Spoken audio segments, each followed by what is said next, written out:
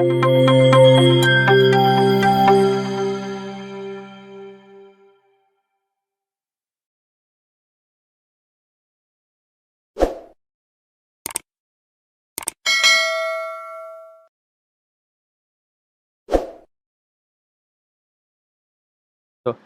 here you can see we are not returning anything here. So we are just trying to print the values within the function itself.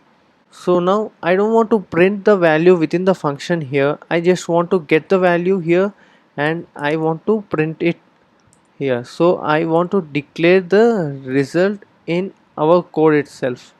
So just paste it here and remove this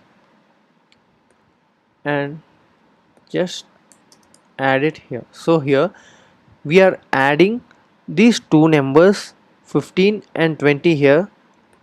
So just provide it without any names here. So here we are adding these two numbers and we are storing in this particular variable here, and I don't want to print here, I just want to print this here itself. So I want to print the result in my code itself. So here we need to calculate the addition of these two numbers and we need to send it back to our code here. So for which we need to specify the return type here. So here we are providing the return type to our function here. So the return type is integer. So as we are performing a calculation, I am using a return type to be integer. So whenever you are using a string or you want to display a message, then we can use a return type to be string here. So according to our requirement.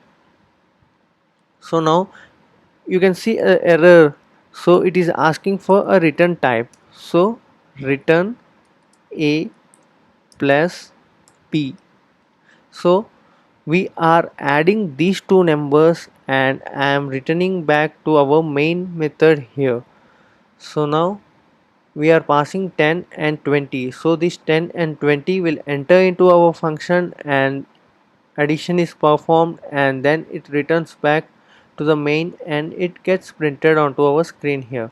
So now try to run the code and here you can see it is that we are declaring a return type to our function to get back the result and process it for later use. And if you are a beginner, you can also follow our Kotlin series. I am providing the link in the description section below, and also if you have faced any queries in this particular tutorial, do let me know in the comment section below. And if you like this tutorial, do like, share and subscribe to our channel for more interesting content.